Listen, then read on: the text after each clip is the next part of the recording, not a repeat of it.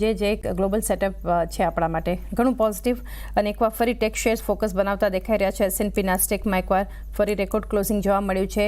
ડાઉ જોન્સમાં એક હજુ પણ થોડી નરમાશ આપણે જોઈ રહ્યા છે, પરંતુ ગઈકાલે જે ખાસ એક ફોકસ હતું આપણે એનવીડિયા પર ખાસ કરીને વાત પણ કરી હતી, તો એનું એક પરફોર્મન્સ જે છે નાસ્ટેકને ખાસું કન્ટ્રીબ્યુટ કરતું એનવીડિયા આપણને દેખાડી રહ્યું છે, કારણ કે હવે માઇક્રોસોફ્ટને પણ માર્કેટ કેપની દ્રષ્ટિએ પાછળ છોડ્યું છે.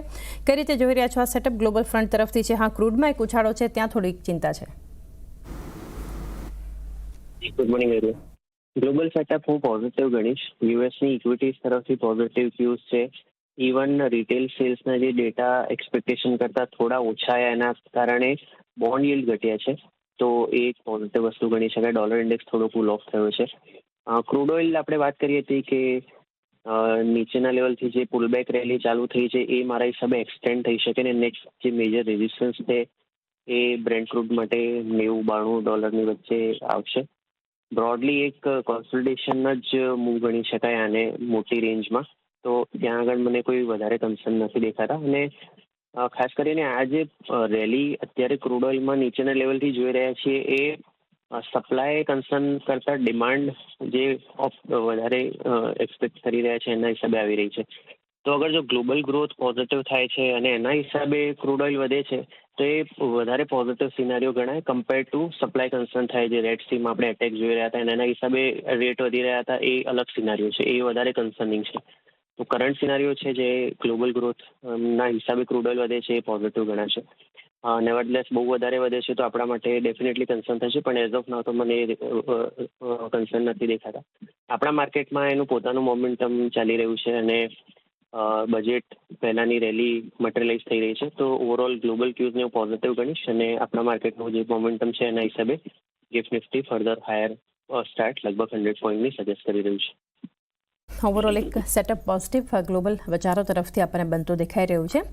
ત્યારબાદ FIS અને DIS. પ્રદીપ, ત્યાં પણ એકવાર ફરી એક પોઝિટિવ સેશન ગઈકાલનું હતું, કારણ કે કેશમાં જેવો 2570 કરોડ આસપાસની ખરીદારી કરી છે FISએ. DISએ 1555 કરોડની ખરીદારી કરી છે અને હવે આપણે જોઈ રહ્યા છીએ DIS કરતાં FIS તરફથી ખરીદારીનો ફિગર આપણને મોટો દેખાઈ રહ્યો છે. સાથે જોઈએ તો ડેરિવેટિવ ડેટા જોઈએ તો ઇન્ડેક્સ ફ્યુચર્સમાં લગભગ 780 કરોડ આસપાસનું નેટ બાઇંગ છે. કઈ રીતે તમે જોઈ રહ્યા છો, કારણ કે FIS અને DIS બંને કેશમાં પોઝિટિવ છે, ઇન્ડેક્સમાં સારી ખરીદારી હવે આપણને બતાવી રહ્યા છે, નેટ શોર્ટ ઘટીને હવે 12,000 કોન્ટ્રાક્ટ પર આવતા દેખાઈ રહ્યા છે. એક વ્યૂ આ નંબર્સ પર. તો FIS તરફથી હવે એક કેશ માર્કેટમાં સારી મોટી બાઇંગ સસ્ટેન થઈ રહી છે. 14 તારીખે 2176 કરોડનું નેટ બાઇંગ જોવા મળ્યું અને એના પછી હવે ગઈકાલના જે આંકડા છે એમાં 2570 કરોડનું કેશ માર્કેટમાં બાઇંગ જોવા મળ્યું. ઇવન ઇન્ડેક્સ ફ્યુચરમાં પણ એક જે મોટી છે શોર્ટ કવરિંગ રેલી ચાલુ થઈ હતી અને ઇન્ડેક્સ ફ્યુચરમાં આપણે ઘણા મોટા આંકડા ઇલેક્શન રિઝલ્ટ પછી જોવાના ચાલુ થયા હતા, એ પણ કન્ટિન્યુ કરી રહ્યા છે. જોકે થોડાક મોડેસ્ટ જરૂરથી થયા છે, પણ ગઈકાલે પણ FISનું લગભગ 780 કરોડનું ઇન્ડેક્સ ફ્યુચરમાં નેટ બાઇંગ આવ્યું. એનું બ્રેકઅપ જોઈએ તો 15,000 કોન્ટ્રાક્ટ લોંગ સાઇડ એડ થયા અને 3200 કોન્ટ્રાક્ટ શોર્ટ સાઇડ એડ થયા. અને આના થકી હવે FISનું જે લોંગ એક્સપોઝર છે 48.7% થઈ ગયું છે. આનું જે 780 કરોડનું બ્રેકઅપ જોઈએ તો નિફ્ટીમાં 387 કરોડના લોંગ બિલ્ડઅપ થયા અને બેંક નિફ્ટીમાં 456 કરોડના લોંગ બિલ્ડઅપ થયા. એટલે બેઉ મેઇન ઇન્ડાઇસીસમાં લોંગ બિલ્ડઅપ જોયું છે. પુટકોલ રેશિયો આપણે ગઈકાલે વાત કરી હતી, હજી પણ કમ્ફર્ટેબલ ઝોનમાં છે, ઓવરબોટ નથી. તો ઓલ ઇન ઓલ F&O તરફથી પણ પોઝિટિવ થયું. જી, તો FIS તરફથી DIS આ જે નંબર્સ આવતા દેખાઈ રહ્યા છે એના પર પણ એક વ્યૂ પોઝિટિવ બનતો દેખાઈ રહ્યો છે. ત્યારબાદ હવે સૌથી પહેલાં તો નિફ્ટીની સ્ટ્રેટેજી બનાવીએ પ્રદીપ. તો ગઈકાલે જે સ્પોટ લેવલનું ક્લોઝિંગ છે 23,557ની આસપાસ આપણને ક્લોઝિંગ આપ્યું છે નિફ્ટીએ. ત્યારબાદ જોઈએ તો પુટ રાઇટર્સ કોલ રાઇટર્સ છે હતા 23,600, 700 અને 23,800. આ સ્ટ્રાઇક પર આપણને કોલ રાઇટર્સ જોવા મળ્યા હતા. તો ત્યારબાદ પુટ રાઇટિંગ્સ જોઈએ નીચેની તરફ 23,500, 23,400ની સ્ટ્રાઇક હતી કે જ્યાં આપણને પુટ રાઇટર્સ ઝોન જે છે સ્ટ્રોંગ આપણને આઉટસ્ટેન્ડિંગ ઓઆઈ સાથે જોવા મળ્યો હતો. કઈ રીતે હવે લેવલ્સ જે છે નિફ્ટી બેંક માટે તમે માફ કરશો નિફ્ટી માટે જણાવી રહ્યા છો, કારણ કે 23,600ના એક પહેલાં લક્ષ્યાંક હતો, ઓલમોસ્ટ એને નજીક જે છે કાલે રેકોર્ડ જે બનાવ્યા છે એ લેવલ્સ તરફ હવે આગળ વધતું દેખાઈ રહ્યું છે. તો હવે નેક્સ્ટ ટાર્ગેટ નિફ્ટી માટે કઈ રીતે જોઈ રહ્યા છો પ્રદીપ? આજના પોઝિટિવ સ્ટાર્ટમાં 23,600ના તો ટાર્ગેટ અચીવ થઈ જશે. તો હવે આપણે 23,800ના ટાર્ગેટ તરફ નજર લગાવીશું અને ઓન ધ લોઅર સાઇડ આજની હાયર સ્ટાર્ટ પછી જે સપોર્ટ છે એ 23,400 પર આવી જશે. તો આ સ્ટોપ લોસ રાખીને નિફ્ટી પર પોઝિટિવ વ્યૂ હોલ્ડ કરીશું. તો એક વ્યૂ પોઝિટિવ અહીંયાથી બનતો દેખાઈ રહ્યો છે આપણને, ખાસ કરીને નિફ્ટી માટે. નિફ્ટી બેંક પર હવે આવીએ, કારણ કે આજે એક્સપાયરીનું સેશન છે પ્રદીપ નિફ્ટી બેંક માટે, અને જે રીતે ગઈકાલે ક્લોઝિંગ આપ્યું છે આપણને નિફ્ટી બેંક, ખાસું આઉટ પરફોર્મન્સ આપણને કમ્પેર ટુ નિફ્ટી જોવા મળ્યું છે. અને જે એક કન્ટ્રીબ્યુશન તમે જુઓ પ્રાઇવેટ બેંક્સમાંથી, HDFC બેંક હવે 1600 પાર છે, SBI જ્યાં અત્યાર સુધીનું કેટલું પરફોર્મન્સ થતું એ કાઉન્ટર પણ હવે પરફોર્મ કરતું. ગઈકાલના સેશનની વાત કરીએ તો 50,440ના લેવલ્સ પર નિફ્ટી બેંકે ક્લોઝ આપ્યું છે, લગભગ 450 અંકની એક મજબૂતી સાથે.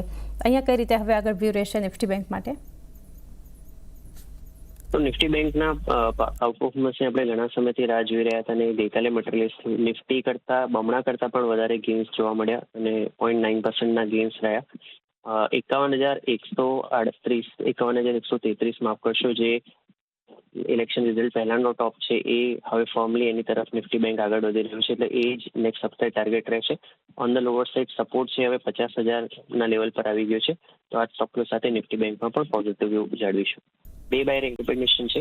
FMCG સ્પેસનો ઇમામી લિમિટેડ પહેલું પેક રહેશે. એક મોટી અપમૂવ પછી 5-6 દિવસ કોન્સોલિડેટ થયો છે, અને ગઈકાલે આલી ચાર્ટ્સ પર એક ફ્રેશ બ્રેકઆઉટ કન્ફર્મ થયા છે. 740 રૂપિયા 70 પૈસાનો બંધ છે. 718નો સ્ટોપ લોસ રાખી 775ના ટાર્ગેટ માટે ઇમામી લઈ શકાય. અદાણી એન્ટરપ્રાઇઝ બીજી પીક રહેશે. એક નેરો રેન્જમાં લગભગ 7-8 સેશનના કોન્સોલિડેશન પછી ફ્રાઇડેના સેશનમાં એક બ્રેકઆઉટ કન્ફર્મ થયું છે. ગઈકાલે 0.5% વધ્યો છે, પણ હજી પણ મને લાગે છે કે જે પ્રમાણેના કોન્સોલિડેશન પછીના બ્રેકઆઉટ જોવા મળ્યા છે, હજી પણ અપમૂવ એક્સટેન્ડ થઈ શકે. 3300ની આજુબાજુનો બંધ છે. 3228નો સ્ટોપ લોસ રાખી 3425ના ટાર્ગેટ માટે લઈ શકાય. 3 થી 4 દિવસનો ટાઈમ ફ્રેમ બે રેકમેન્ડેશન માટે, અને આ બે સ્ટોક અમે અમારા ક્લાયન્ટ્સને પણ રેકમેન્ડ કરેલા. ઓકે, તો સૌથી પહેલાં તો ઇમામી 775ના લક્ષ્યાંક, 718નો સ્ટોપ લોસ નીચેની તરફ, અને ત્યારબાદ અદાની એન્ટરપ્રાઇઝિસ 3,228નો સ્ટોપ લોસ, 3,425 સુધીના લક્ષ્યાંક આપણને બતાવી શકે છે આ કાઉન્ટર. તો ઇમામી અને અદાની એન્ટરપ્રાઇઝિસ મોર્નિંગ સ્ટ્રેટેજીમાં ટ્રેડિંગ કોલ્સ પ્રદીપ તરફથી. એ સાથે પ્રદીપ, સમય થયો છે રજા લઈએ. ડિસ્ક્લોઝર્સ આપના. ડિસ્કસ કરેલા સ્ટોક્સમાં ક્લાયન્ટ્સમાં વ્યક્તિગત રોકાણ હોઈ શકે.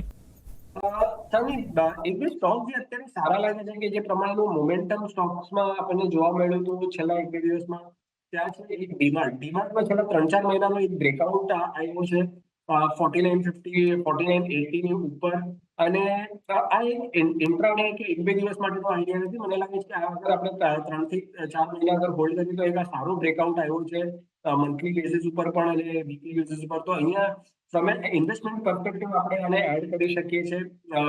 ડાઉન સાઇડ 4800નો એક સપોર્ટ છે, અપસાઇડ મને લાગે છે 5400 5500 સુધી ડિમાન્ડ જઈ શકે છે. બીજો સ્ટોક જ્યાં એક સારું બ્રેકઆઉટ આવ્યું છે એ છે ICICI બેંક. છેલ્લા 5-6 દિવસનું જે કન્સોલિડેશન ઝોનમાં સ્ટોક ટ્રેડ કરી રહ્યો હતો, ત્યાંથી આપણને આજે એક બ્રેકઆઉટ જોવા મળ્યું છે. તો મને લાગે છે કે જ્યાં સુધી 1125 હોલ્ડ કરે છે ત્યાં સુધી 1170 1180 ના લેવલ્સ આપણને ICICI બેંકમાં આવતા જોશે, ને કદાચ એ જ સપોર્ટ કરશે વધારે બેંક નિફ્ટીના આવનારા દિવસમાં. કેમ કે છેલ્લા થોડા દિવસમાં આપણે જોયું HDFC બેંકે સપોર્ટ કર્યું હતું. આજે આપણને ICICI બેંક અને ઇન્ડસઇન્ડ બેંકમાં થોડું બાઇંગ જોવા મળી રહ્યું છે લોઅર લેવલ્સ ઉપર. તો મને લાગે છે આ બે સ્ટોક્સમાં થોડું સારું એવું સપોર્ટ આ બેંક નિફ્ટીને આપી શકે છે.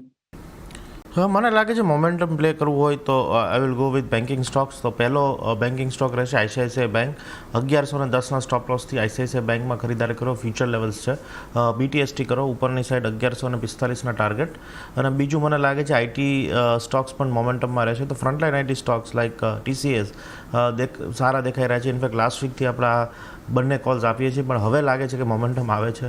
તો 3800ના સ્ટોપ લોસથી ફ્યુચરમાં BTST કરો TCS, ઉપર 3880 ને એની ઉપર 3950ના લેવલ 1 થી 2 દિવસમાં જોઈ શકાય.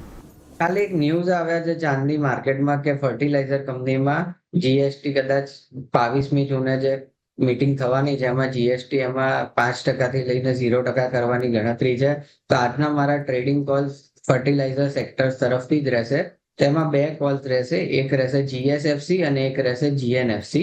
તો GSFCમાં કરંટ માર્કેટ પ્રાઇસથી તમારે પરચેસ કરવાનો રહેશે, જે 241 રૂપિયા છે, અને એનો ટાર્ગેટ 252 શોર્ટ ટર્મમાં, અને થોડાક દિવસમાં એનો ટાર્ગેટ 294 રૂપિયા. આમાં સ્ટોપ લોસ 220 રૂપિયા રાખીને ચાલવાનું રહેશે.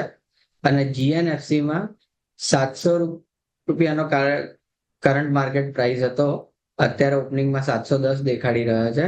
એનો ફર્સ્ટ ટાર્ગેટ તમારે 725 લઈને ચાલવાનો છે અને સેકન્ડ ટાર્ગેટ 755 લઈને ચાલવાનો છે અને સ્ટોપ લોસ એમાં 680 રૂપિયાનો રાખીને ચાલો.